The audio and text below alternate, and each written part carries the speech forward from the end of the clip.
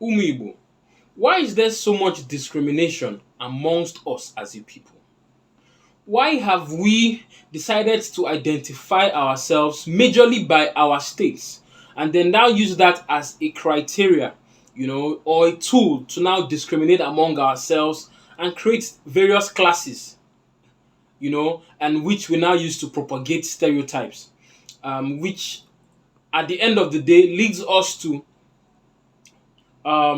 discrimination and most likely hate amongst ourselves in the Igbo. With this, I would like to welcome you to another interesting episode of Voice of the Sun .com.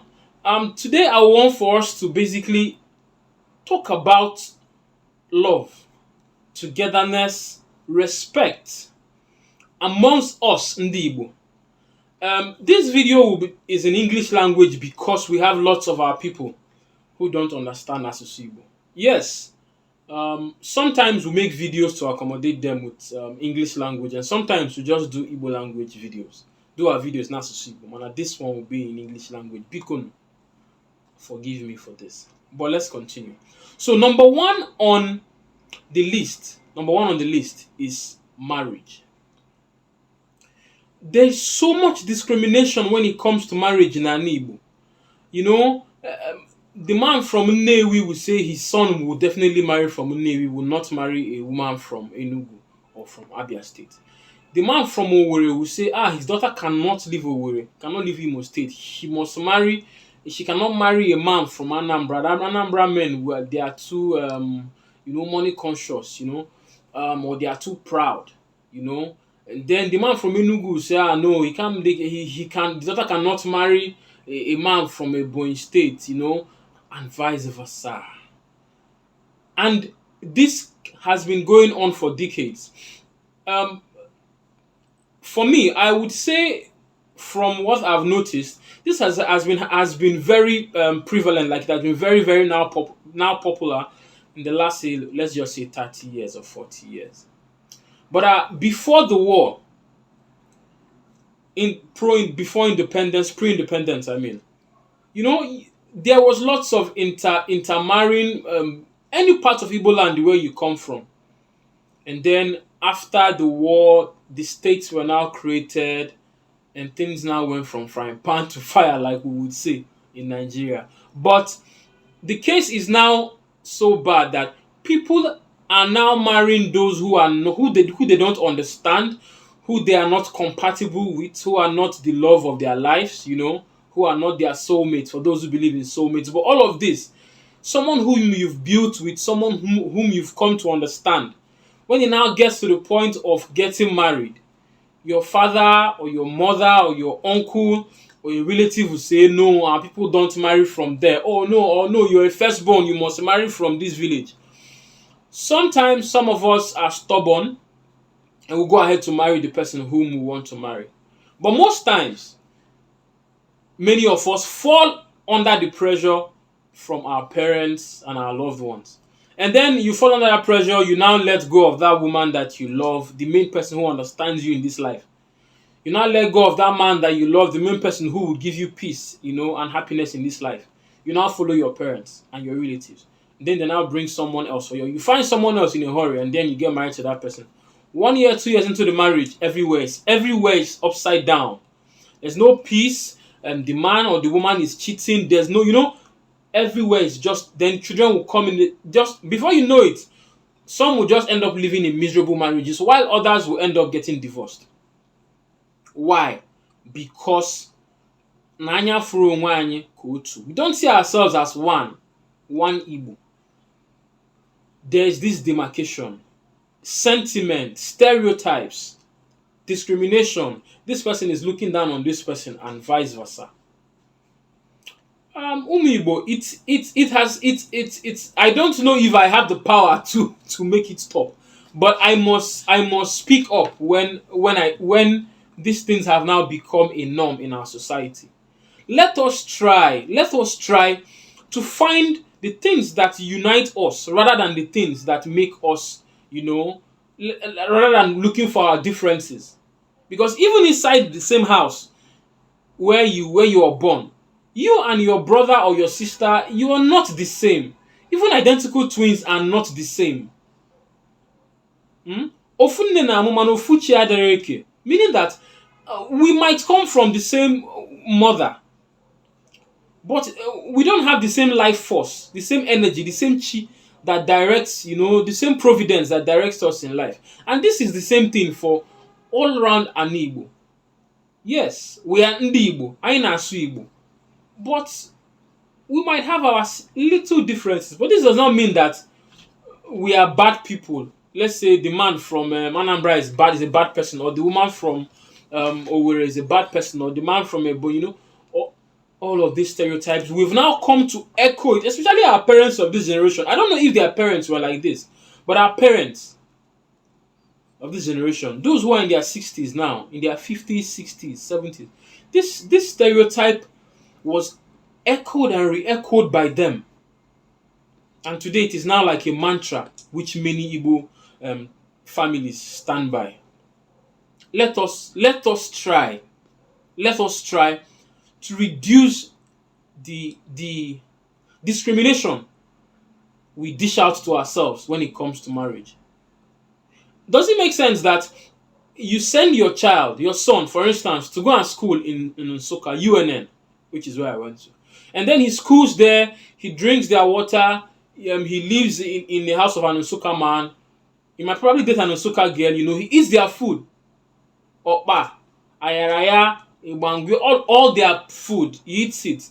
This food keeps him nourished for 6 years, 5 years, 4 years. And after university, he comes out, does NYC, might even do NYC, somewhere else, but get the point. And then tomorrow he comes back home and says he wants to marry a lady from Nsukka, and you say no.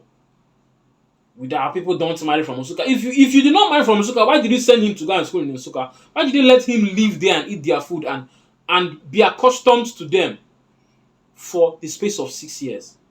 7 years for those who read medicine. Although medicine is in Enugu campus. But you get my point. Your daughter goes to school in Nnamdi Azikiwe University, and after schooling and her pharmacy or whatever she has read, she's there, she's happy. It's possible in a year you might see her just once. Oka houses her, takes care of her, everything, both physically, spiritually, and otherwise. She's whole there.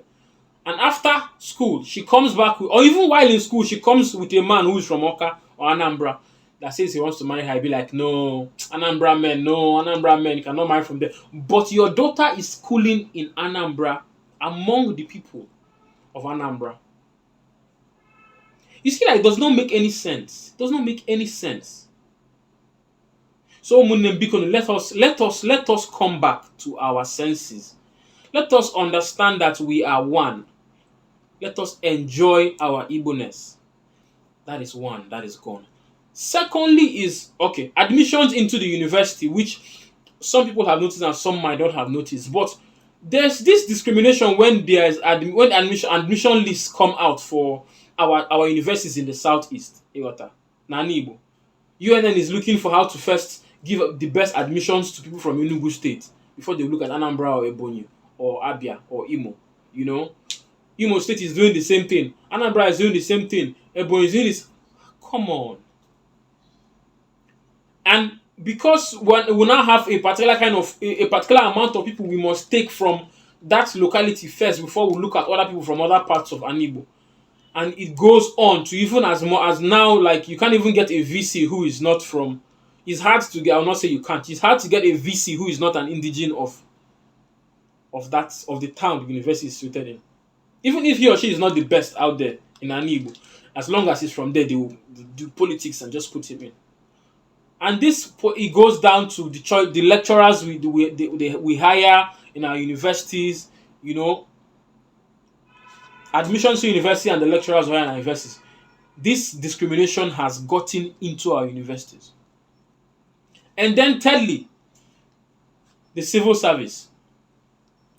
We are complaining that you will go to an office, a parastatal, And seeing that the person there who is maybe, let's say, a palm sec or director or whatever, who is, say, is supposed to employ you, or even a private company, is an Igbo person, and then you speak Igbo for the person replies you in English language and gets offended somehow. This happens a lot in Abuja, you know, gets offended that you're speaking Igbo.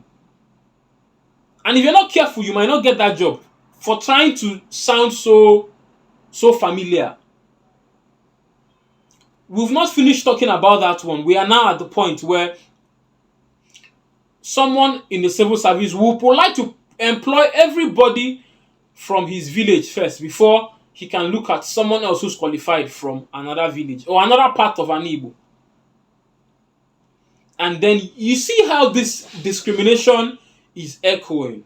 From marriage, it gets into university. From university, civil service. This is how it echoes to the point now when even an Igbo man has come out to become the president of Nigeria. And some other parts of an Igbo, some politicians in Igbo land are not supporting him. Why? Because he's from Anambra State. And because they feel Anambra people are always there in the front or always trying to lord it over other people. Which might be true or might not be true, depending on your experience. So, we see how these things expand. And it expands, it keeps expanding. Where will it stop? I ask you, Munim, where do you think it will stop? If we do not put ourselves in check and begin to find things that will tie us back together how we were, in the next 100 years, I doubt I wonder where we would be as a people. Because without respect, love, and appreciation for one another, our neighbors and outsiders would not respect us. We are in a country where we face lots of discrimination and lots of marginalization. If we want others to respect us, we must respect ourselves, we must love ourselves.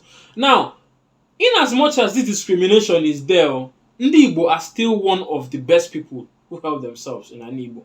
But I'm saying we can do better. We have Ndi Igbo who go out to do their best to help a fellow Igbo person. We have Ndi Igbo who do not look at where you come from, the part of an Igbo where you come from. Yes, there are lots of us out there. Like me, once you have an Igbo name on social media anyway, once you chat me up, next thing I'm saying is one name alpha. I'm always using one name because you are my blood. You are part of me. Right? So let us come back, Umunem. And even if we look at it, the states that we are using to discriminate amongst ourselves, these states were just created recently. I would say yesterday. Ndi Igbo, we've been around for thousands of years. We've done business together, we've intermarried, we've gone to wars together, we've defended our lands together against invaders, against the British and the rest. This we have done together. We fought for independence together. We died together. During the Biafran War, we died together. There was nobody saying, oh, you are from Nnewi, you are from Imo. Oh, no, you will die. 1 bullet can kill you, me, 10 bullets can kill you. No. They were bombing Igbo land all around. We starved together. So why then should we come out from such an experience? We joined hands together to build the Imo State Airport and build Igbo land back to what it is today. We joined hands together. How can we now, after joining hands, to come out of such a bitter experience? We then now begin to use our hands to pull ourselves together. Now, for instance, Abia State was created in 1991. So you guys saying I'm from Abia, from Anambra. Abia State was created in 1991. So that tag, we Abians, sounds silly to me. Anambra and Enugu were created in 1991 too. Ebonyi was created in 1996. Delta State, which houses a great number of Igbo people, the Anioma people, Delta was created also in 1991. Imo State was created in 1976, which is actually basically the oldest Igbo state. Like I said, Anambra was created in 1991. So if you look at this, you that is coming to say I'm Anambra, you are Imo, This state just came yesterday. So how come we then use the basis of these new identities to discriminate amongst ourselves, to hate ourselves, to label ourselves names on stereotypes that are not true, stereotypes that are made up. You will say, Imo State girls are wild. I have lots of women from Imo State who are friends, who are some of the best women you can actually be with. Friends, schoolmates. Lots of them are married in their husband's house and they are making wonderful homes. We have men from Anambra State who are pampering their wives silly and petting them, and they've not used them for blood money. You know, Enugu men, very exposed people. Very exposed people. And you go all around. I'm pointing to these names because this is what we now use to demarcate ourselves. But if you ask me, I would just say, let us pull down these state boundaries and see ourselves as Ndi Igbo and interact based on our towns and our similarities. Yes, there are towns who for some spiritual reason or for some taboo that happened in the past, you cannot marry from there. We understand those ones if that is the issue. But if that's not the issue, let us try because nothing binds the people together than marriage. You watch movies where you see in history, let's say let me use an example of Europe, how they did in Europe. Britain was at war with France, and then for them to be at peace, the prince of Britain will have to marry one princess from France, and because they are married, as long as marriage ties those two together, those countries will never go to war again. Why? Whatever you do, you're going to be attacking the interest of your person. And so let us see marriage as something that binds us. Let us see the civil service, we working together as different Ndi Igbo from different parts of Igbo, as something that unites us. You know, yes, your wedding has come, and everybody in your office, is coming for your wedding. And amongst everybody in your office, there's someone from Usuka, there's someone from Owerri, there's someone from Nnewi, there's someone from Abakaliki, there's someone from Umuahia. All Ndi Igbo. There is a joy it gives.